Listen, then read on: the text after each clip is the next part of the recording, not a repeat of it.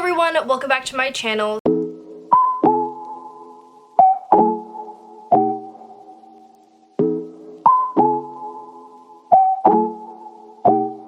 So today's video, I'm going to be doing something a little more hands-off, a little more stress-free for me. So usually with my videos, especially the ones where I talk about books, it is usually scripted, or not really scripted, but I like to write down my thoughts on a page and then have it out in front of me just in case I forget what I need to talk about, or so I don't ramble about books. But today's video is a little more stress-free and more fun for me because I'm going to be tier ranking the 2022 book releases. So I basically just went on Goodreads, looked at the book list for 2022, and chose a couple that were familiar to me, but also books that I have never heard of before and ones that I could potentially be excited about. So today you're just gonna see my live and raw reaction to looking up some of these books. I have my phone here, I'm gonna pull up Goodreads for all of them, and I'm going to be just talking about the synopsis with you guys and then ranking them on tiermaker.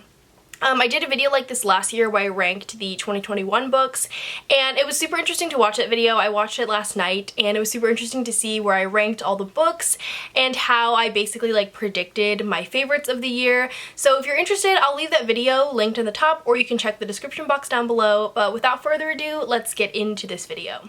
So the website I'm using is called Tiermaker, and I will leave a link in the description to the exact template where you can find this one filled with all the books if you do like my book options, so then you can play it yourself and you can rank them yourself. And I'm just going to go over the categories a little bit with you because I changed them from last year. So the first top category is like 5 out of 5, it's I need it now, and that's like I can't wait anymore, like I need whatever this book is because it just sounds too interesting. The second one is I'm calling the publisher. This is more like, I can like inquire about an advanced copy, or I'm hoping that I get sent an advanced copy so I get to read it before other people or before it's published. The third one, the middle category, is pre-order. You know, I'm patient enough to wait for its release date, but I'll pre-order just to know that I have the book coming and I can be rest assured that I will be reading this book. It's kind of like to put my foot down and be like, I'm reading this book this year. The fourth category is buy it in paperback. This usually just means that I can wait for the book's publication and then for it to do however well it does, and then if it gets released in paperback, I'll just buy it in paperback. So that basically just means read it after everyone else. And then the last category I have here is just not my vibe. If I find a book that just doesn't vibe with me, that I'm just like not interested in, that is where I'm going to put the book. So I am so excited. Let's get into this. The first book that we have here, I was looking at the book list and I actually had never heard of this book. It's called Gallant by V.E. Schwab. So just reading a little bit from the synopsis, it says, Victoria Schwab crafts a vivid and lush novel that grapples with the demons that are often locked behind closed doors. An eerie standalone saga about life, death, and the young woman beckoned by both. Readers of Neil Gaiman, Holly Black, Melissa Albert, and Garth Nix will quickly lose themselves in this novel. So you see right there, usually I get a lot of appeal from when they like suggest which authors this book is similar to. I'm not really hooked on this just because I haven't read Neil Gaiman. I'm not a big fan of Holly Black and Melissa Albert. So this book right off the bat does not catch me. However, I do really like the sound of it being a standalone novel and a saga about life, death, and the young woman beckoned by both, because that literally sounds like The Invisible Life of Addie LaRue, which I loved. So I'm gonna put this in pre-order. I might change, I'm able to change at the end, but I'm gonna put this in pre-order, and I'm gonna kind of go through these quickly because I know how long this video can get. Okay, so the next book we have here is Weather Girl by Rachel Lynn Solomon. I am so excited for this book because I read the X Talk in 2021, and it was almost going to be one of my favorite romance books of the year, except for The Love Hypothesis, which completely busted its ass. But let's see. A TV meteorologist and a sports reporter scheme to reunite their divorced bosses with unforecasted results in the charming romantic comedy from the author of the X Talk. Okay, so it kind of sounds like that unexpected romance sort of thing, because the meteorologist and sports reporter are trying to reunite their divorced bosses, but inevitably I feel like they're gonna fall in love. And I really love the idea. I just feel like Rachel Lynn Solomon plays with such interesting characters. Like, I feel like in the X Talk, it was like they were podcast hosts and just such an interesting dynamic, and I really loved this idea of media and the news being a part of this book. So I'm gonna put this in I'm Calling the Publisher, because I would love to get an early copy of this just because I loved the writing in the X Talk, and I feel like this one is gonna be super up my alley with it being about like news and media and reporting. So yeah, I'm gonna choose that. Alright, so this next book here, oh my god, I can't believe I put this on here knowing exactly where I would put it, but we have Fevered Star by Rebecca Rowanhorse. If you haven't read Black Sun yet, if you haven't seen my best books of 2021 video, Black Sun was one of my favorite books of this entire year and has elevated itself as one of my favorite fantasy books of my entire life. It's the sequel to Black Sun, and they did do a cover change, which I'm honestly a fan of. It's kind of grown on me. In the beginning when it was released, I kind of didn't like it, but just reading the synopsis is making me super excited. I can't really go over the synopsis because it does have spoilers for the first book, but essentially the first book is basically following this prophecy of this god returning near the solar eclipse. So this entire story is basically the return of this god, and you follow a multiple cast of characters as they are witnessing this prophecy come to light. It's super good, super diverse. I really love it, and I'm gonna put this in I Need It Now because after I read Black Sun ends on such a cliffhanger that, like, if you don't have the second book with you, you're just not ready. Oh my god, yes, okay, we've come to the book that literally this whole video is pointless because this is the one book that I just want in my life. Like, I need it in my life right now. My favorite book of 2021 was Gear Breakers by Zoe Hanamukuta, and I just need the second book. Like, I don't think I've ever shut up about how much I need this book before. The cover is so much more beautiful. It reminds me of that comic called, that graphic novel called Paper Girls, if you guys have read that. But Godslayers goes into I Need It Now. If you're into sci-fi, queer sci-fi, it's sapphic, and there's mecha fighting machines, and there's political intrigue, and there's people playing God, and it's just so amazing. Please read it. I need the sequel now, and I've already actually inquired about an early copy, so I can't really put it in I'm Calling the Publisher, but I really do hope I get it early because I need to read that book. Alright, so we're gonna switch it up a little. I have a YA contemporary here. So this next one is A Chauffeur Two by Tashi Bhuiyan, and I was interested in this. Let me tell you, there's a little story time behind this. So a little bit of the synopsis. Mina Raman has a plan for the future, finally win the Golden Ivy student film competition, get into her dream school across the country, leave New York City behind once and for all. Mina's ticket to winning the competition falls into her lap when indie film star and known heartbreaker Emmett Ramos enrolls in her high school under a secret identity to research his next role. So apparently the author went to the same high school as me, and this is all like stuff I knew before doing this video, obviously. It was like a Twitter thread, but apparently the author went to my high school, and I went to this high school where, if you didn't know, I don't know if you've seen this like on news or anything, but Tom Holland has talked about it, but basically Tom Holland, before he got the role of Spider-Man, Marvel put Tom Holland into my high school to kind of let him experience what it was like being in a competitive science high school in New York City, just like an American high school. That's a really cool story time to tell people. But apparently this book is based off of that because Tashi met Tom Holland and took a picture with him and is writing the story, and I just thought it was so cool. And for that reason, I'm going to put in I'm Calling the Publisher because I'm kind of just curious. Like, I was in the school at the time Tom Holland was there. Like, I was a student there, so it was also really cool to think that I was also a student when Tashi was a student at Bronx Science, or yeah, that's the high school that I went to. But for that reason, I'm going to put I'm Calling the Publisher because I am just so curious as to like what will happen in this book.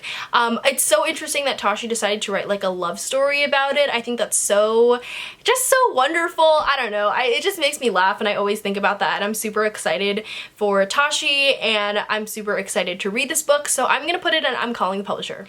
Okay, so this next book I have here, I have never heard of, and I just put on because I honestly just really like the cover. It kind of looks really creepy. It's called Earth Flown by Frances Wren, and ooh, it's illustrated. Okay, I didn't see this. This is kind of a long synopsis though, so I'll kind of go over it quickly. When Ethan saves the life of a fire starter, it's nothing unusual. He's one of only 3 healers in the hospital, and that gunshot wound isn't going to regenerate itself. But his patient turns out to be Karina Arden, heiress to a pharmaceutical empire controlling Britain's water supply. Whoa. Her twin, Javier, is a man who A, starts sending Ethan flowers at work, B, seems terrified of a secret, and C, has the cheekbones and earnestness to make up for both. Oh, I really like that line. Ethan indulges in what he thinks will be a brief and harmless romance, but quickly finds himself knee-deep in a conspiracy involving murder, a drug cartel, and a bid for the multi-trillion-pound reconstruction tender, Project Earth Flown.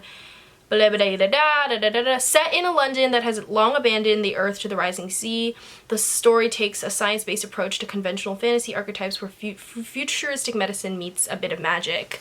Ooh, I really like that. I wasn't really interested in the synopsis while reading it because it was just kind of complicated, and I just tend to get really confused and confuddled a lot. But I really like the idea of a science-based approach to conventional fantasy archetypes. I am a big STEM fan, and I love when there's science in books. I'm gonna put this in pre-order. I don't know. I've never heard of this author before. Let me see if they've written anything else. No, this seems to be... nope. They're a New Zealand writer who left Big Law to work in non-for-profit medical research. Okay, so this book, so I believe this is their debut book, and this seems to be very like sciencey, but also just like very accurate because the author themselves is like in medical research. I'm gonna put that in pre-order. I'm like really interested in that. All right, so this next book I have here, I put on this list because it is getting so much buzz right now. It is The Sea of Tranquility by Emily St. John Mandel.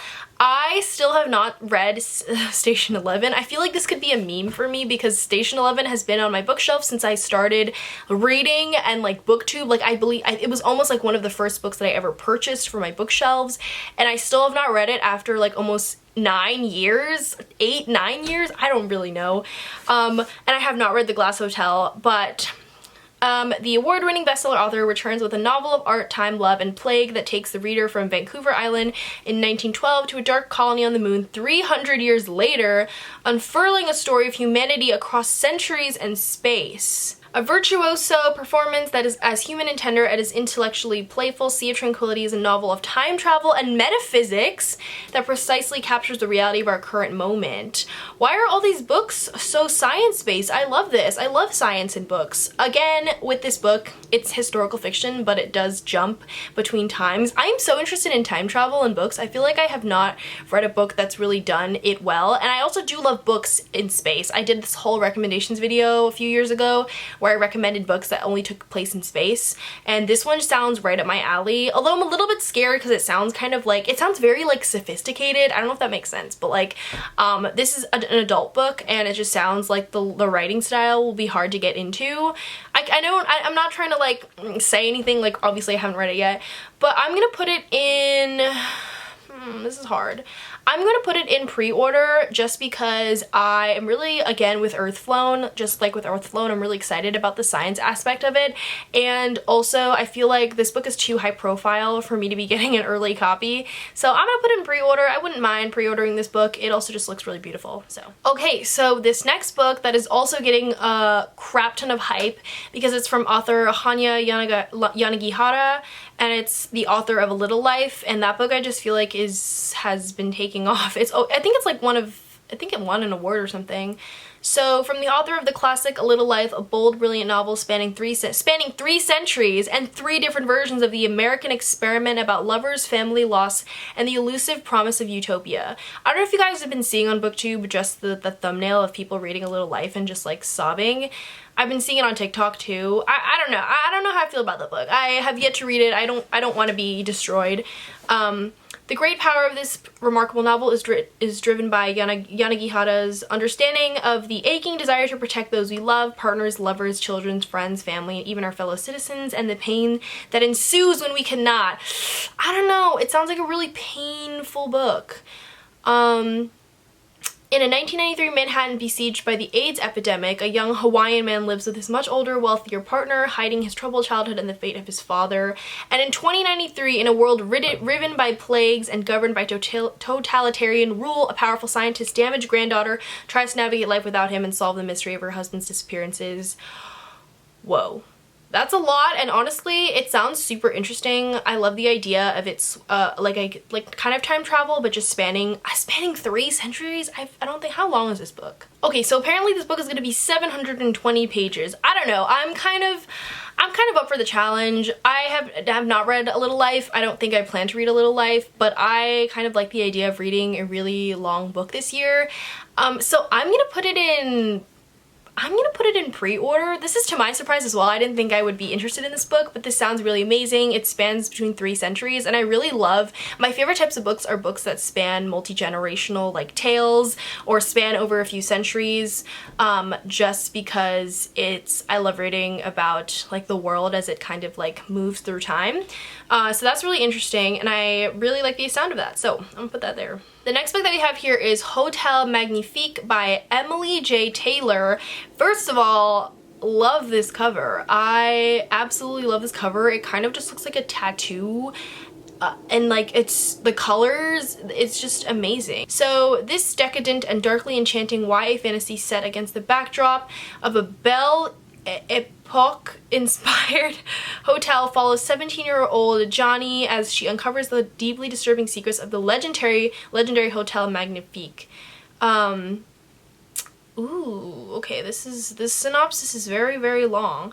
How long is this book? I wonder how long it is since it's a fantasy. Okay, it's like 400 pages. That's like not that bad. It comes out in the spring. People seem to be excited about it. I just want to see if the author has published anything. Is this a debut? Oh, I think this is a debut author. I think the author works as a creative director in Minneapolis. Oh my god, I'm from Minnesota. Well, I go to school in Minnesota, so that's where I'm from. That's so cool. Okay, just because of that, I kind of want to put this book on excited for. I just love supporting like local authors. But okay, no, we're not gonna do that. Let's just look at the book in general. I don't know how I feel about YA fantasy anymore, and just hearing it being compared to Caraval kind of like puts me off a little bit. I'm gonna put in buy in paperback. I feel like I can't put every book in pre-order, obviously, because my wallet will hate me, but I love the cover and everything, but I maybe this is the type of book where I kind of want to see what everyone else thinks, and then I will slowly, like, if people are hyping it up, like usually around this time when books are released, it gets really hyped up, and then people talk about it, or TikTok catches it somehow into its spider web. But yeah, I'm gonna leave it at that. Okay, so this next book is something super special. It is If You Change Your Mind by Robbie Weber, and this is from my dear friend Robbie, who I met on Bookstagram and recently announced his book, and I just find it so cool how Instagram friends are, his Instagram is Robbie Reads, so I'll link that in the description, but I'll also leave it in a little card here. Please follow him on Instagram and please support this book. I find it really cool how Bookstagram people who have been talking about their writing achieve these kind of like long-term goals of theirs. So in this hilarious and heartfelt debut novel, an aspiring screenwriter learns sometimes love has its own script. Harry wants nothing more than to write Hollywood screenplays. He knows the first step toward achieving that goal is winning a screenwriting competition that will seal his admission into the college's dreams, so he's determined to spend his summer free of distractions, also known as boys, and finish his script. As after last year, Harry is certain love only exists in movies anyway, but then the cause of his first heartbreak, Grant returns with a secret that could change everything. Whoa. I love this last sentence. As Harry tries to manage his feelings for Grant and Logan, he realizes life doesn't always follow a script. God, I love when synopses have that like one-liner that makes you go like, it takes your breath away and you're just like, wow, I need to read this.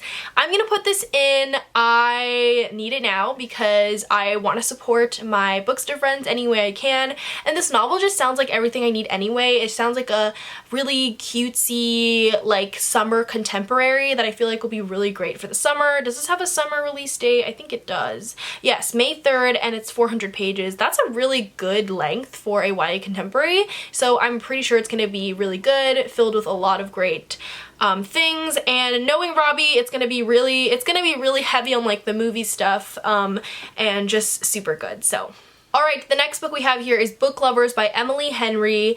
Emily Henry has really been popping it off. I did not know that Emily Henry wrote like YA. Like I'm seeing here The Love That Split the World and A Million Junes. I didn't really love The Love That Split the World, but lately her adult fiction has been, her adult romances have been popping off. Like People We Meet on Vacation, Beach Read was amazing, and now along with those books, I really love the style of her covers though. It's very aesthetic and it seems like she has like a very consistent vibe. Sorry.